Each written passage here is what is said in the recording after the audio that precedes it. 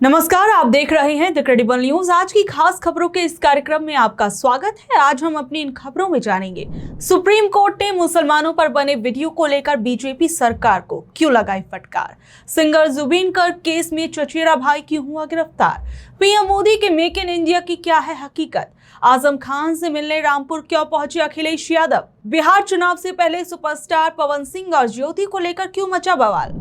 मुख्य खबरों में जाने से पहले एक नजर कुछ बड़ी हेडलाइंस पर। सीजीआई बीआर गवई पे हुए हमले को लेकर बहन कीर्ति गवई बोली, अगर कार्रवाई नहीं की गई तो आने वाली पीढ़ियां माफ नहीं करेंगी। फ्रॉड केस में शिल्पा शेट्टी पर हाईकोर्ट हुआ सख्त, 60 करोड़ रुपए जमा करने के बाद ही विदेश जाने की अनुमति। कारोबारी दीपक कोठारी ने लगाया 60 करोड़ हड़पने का आरोप। सीजीआई बीआर गवई पर जूता फेंकने वाले राकेश किशोर ने कहा, परमात्मा चाहेंगे तो फिर ऐसा करूंगा। हिमाचल बस हादसे में मृतकों की संख्या 16 हुई। मृतकों के परिजनों को सरकार देगी 4-4 लाख रुपए। पाकिस्तानी तालिबान के हमले में 11 पाकिस्तानी सैनिकों की हुई मौत। मुठभेड़ में 19 लड़ाके भी मारे गए। भारत पर हमलावरों की मदद करने का लगा आरोप। आंध्र प्रदेश की पटाखा फैक्ट्री में लगी आग, 6 की हुई मौत। शव पूरी तरह जले, कई घायल। सीएम ने अधिकारियों को घटना स्थल पर जाने के दिए निर्देश। अब वक्त कुछ बड़ी खबरों को परखने का। सुप्रीम कोर्ट ने मुसलमानों पर बने वीडियो को लेकर बीजेपी सरकार को क्यों लगाई फटकार। सुप्रीम कोर्ट ने बीजेपी की असम यूनिट को सोशल मीडिया पर एक विवादास्पद वीडियो शेयर करने के लिए कड़ी फटकार लगाई है। दरअसल बीजेपी की असम यूनिट ने 15 सितंबर को अपने आधिकारिक एक्स हैंडल पर एक एआई वीडियो जारी किया था। इस वीडियो में एक मनगढ़ंत कहानी दिखाई गई थी और काफी ज्यादा अपमानजनक दृश्य दिखाए गए थे और इसमें बताया गया था कि यदि बीजेपी आने वाले चुनाव हार जाती है तो मुस्लिम समुदाय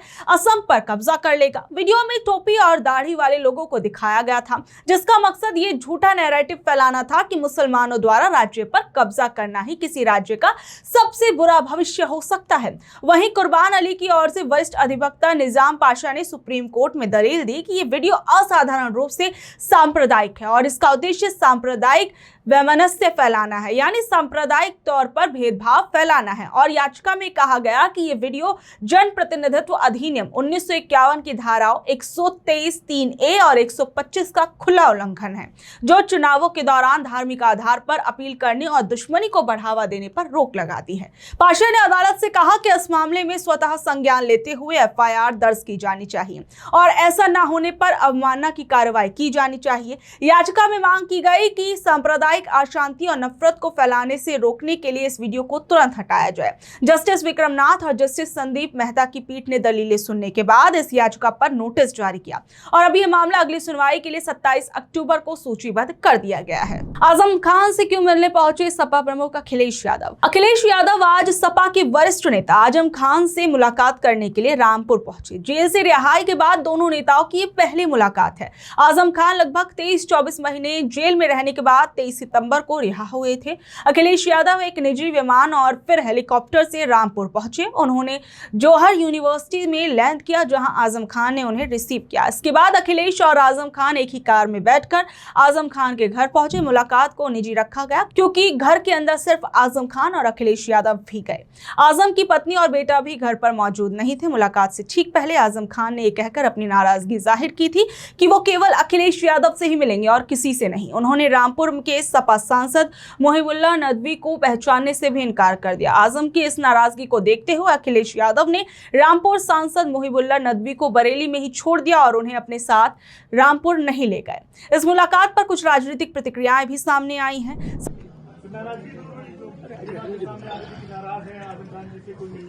मैंने आपसे कहा कि पुराने लोग, पुराने समाजवादी जो नेताजी के साथ रहे और जो नेताजी के साथ हैं, उनकी बात ही अलग होती है। 2027 में क्या देखते हैं अखिलेश जी?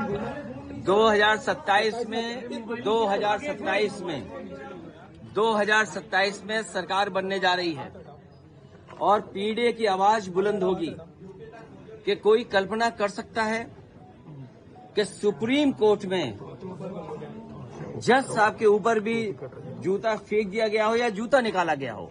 हालांकि वो बात यहाँ करने की नहीं है। आज मैं आदरणीय आजम खान साहब का हालचाल लेने आया था क्योंकि जेल नहीं पहुंच पाया था, इसलिए मैं मिलने आया था और लगातार हम लोग मिलते भी रहेंगे। लेकिन जो सुप्रीम कोर्ट में हुआ है ये समाज में कहीं न कहीं एक संदेश जा रहा है कि पीडीए के लोग कहीं बैठे हों, जीवन में कभी न कभी अपमानित होते हैं।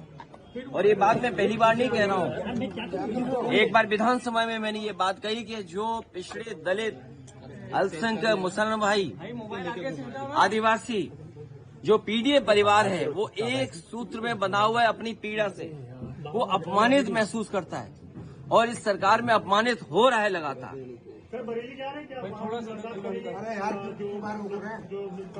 मैं अभी केवल आदरणीय आजम खान साहब से मिलने आया, उनका हालचाल लेने आया। तो क्या लगता था सर, जिस तरह से कयास लगाए जा रहे थे कि आजम खान साहब आपसे नाराज है काफी, मैंने आपसे नाराजगी दूर हो पाई? आदे आजम खान साहब हमारे पुराने ये आपको सूचना मिली कहाँ से? ये आपकी सूचना है। मैं जानना चाहूंगी और मुझे ऐसा लग रहा है कि शायद आप सवालों से बच रहे हैं। मैं आपसे भी बच रहा हूँ, अपने से भी बच रहा हूँ, और सच ये है कि हमारा ये हाल बनाने में आप मीडिया बंधुओं का बहुत बड़ा रोल है। जब आप किसी का मीडिया ट्रायल करते हैं तो बग़ैर कब्र के उसे दफन कर देते हैं, बग़ैर गुनाह के उसे फांसी चढ़ा देते हैं। ऐसा ही कुछ हमारे साथ भी हुआ है।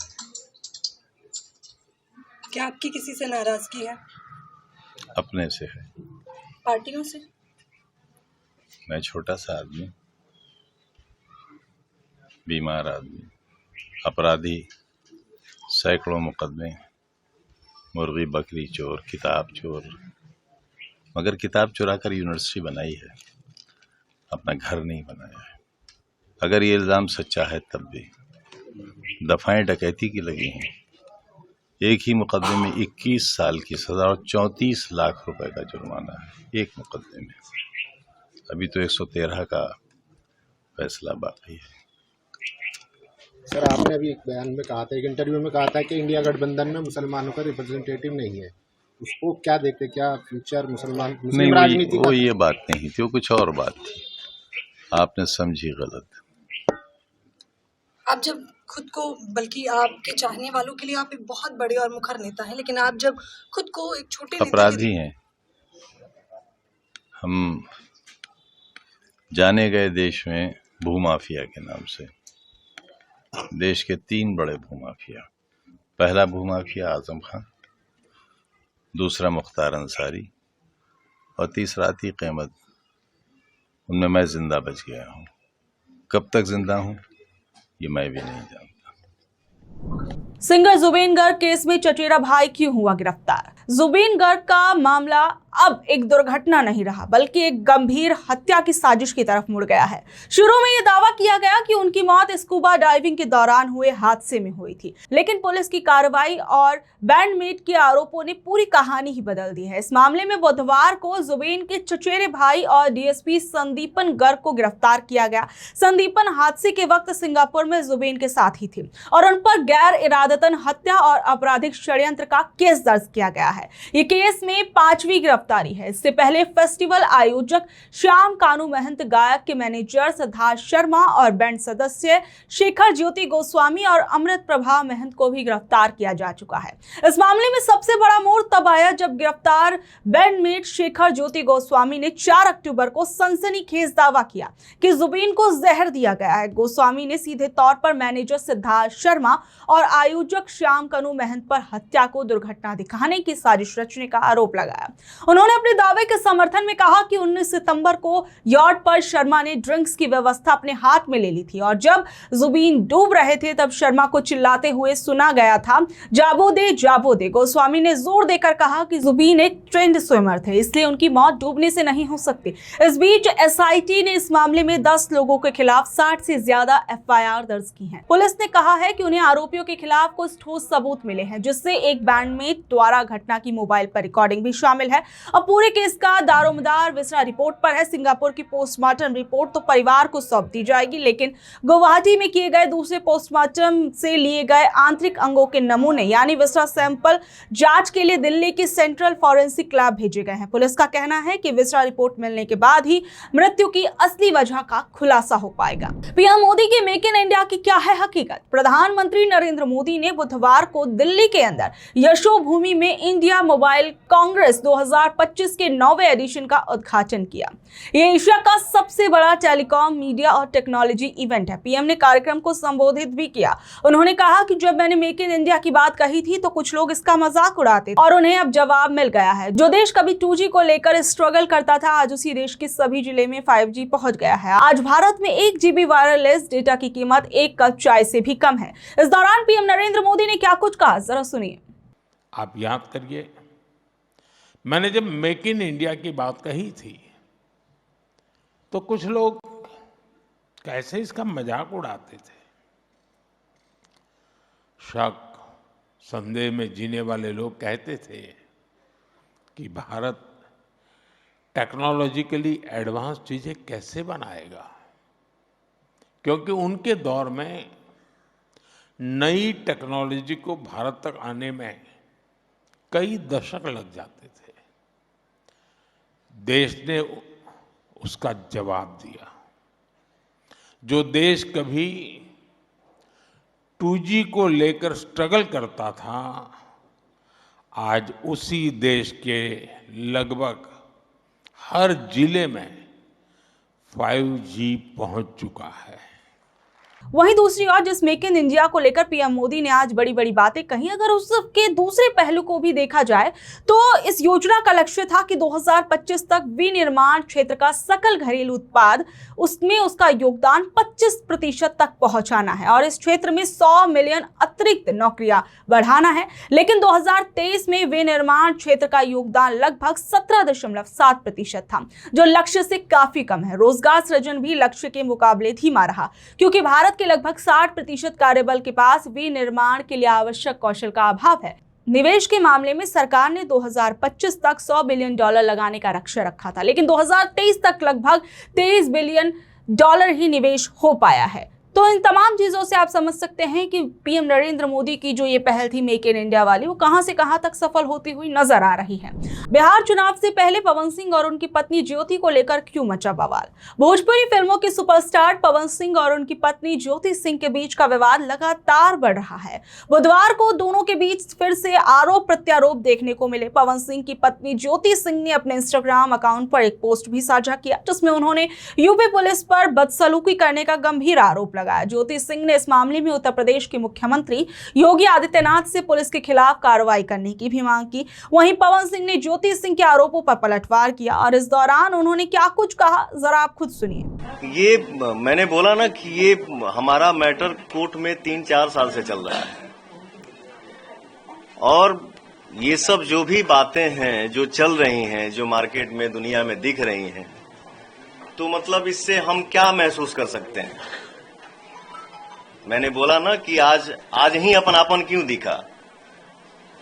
मैं अमित शाह जी से मिल लिया, जेपी नड्डा जी से मिल लिया, धर्मेंद्र प्रधान जी से मिल लिया, विनोद तावड़े जी से मिल लिया, उपेंद्र कुशवाहा जी से मिल लिया। तो ये कौन सा अपनापन है? इसको तो हम राजनीति ही बोल सकते हैं ना कि मुझे डिस्टर्ब करना। पवन जी कह रहे हैं कि 1.5 घंटा फ्लैट पर आप लोगों की बातचीत हुई, क्या बातचीत हुई? वो तो कह रहे हैं कि हमने बातचीत करने के बाद फ्लैट से बाहर गए थे। पहली बात तो पवन जी ने बोला कि 1.5 घंटे बातचीत हुई। उससे पहले जो उनके भाई ऋतिक जी इंटरव्यू में आए थे, उन्होंने बोला कि लगातार मैंने टिकट की बात की, जबकि आज पवन जी का स्टेटमेंट अगर आप लोग देखते हैं तो ऋतिक जी के स्टेटमेंट से बिल्कुल अलग स्टेटमेंट है पवन जी का। तो आप लोग ही डिसाइड करें ना कौन सच कौन झूठ बोल रहा है। मैं तो सामने मीडिया के बैठ के पवन जी को बोल रही हूँ कि एक बार आप भी बैठ जाइए, हम भी बैठ जाएं। जैसे आपने अकेले प्रेस कॉन्फ्रेंस किया, साथ में बैठ के एक बार कर लीजिए। हम कौन गलत कौन सही, आप मुझसे सवाल करिए। मैं आज तक पूछते आई हूँ कि मेरी गलती क्या है, मेरी कौन सी ऐसी गलती है, मेरी ऐसी कौन सी गलती है जो आज 7 साल से मैं झेल रही हूँ, लेकिन आज तक पवन जी ने कभी मुझे जवाब नहीं दिया। तो बहरहाल बिहार चुनावों से पहले जिस तरीके से राजनीतिक सरगर्मियां देखने को मिल रही हैं, इस बीच में भोजपुरी सुपरस्टार पवन सिंह को लेकर काफी ज्यादा विवाद देखने को मिल रहा है। इससे पहले भी वो बहुत से विवादों में रहे थे। बहरहाल अब आप लोगों का इन खबरों पर क्या कुछ कहना है, नीचे दिए कमेंट बॉक्स में जरूर बताइएगा और ऐसी खबरों से जुड़े रहने के लिए देखते रहिए द क्रेडिबल न्यूज। मैं हूं शालिनी, धन्यवाद।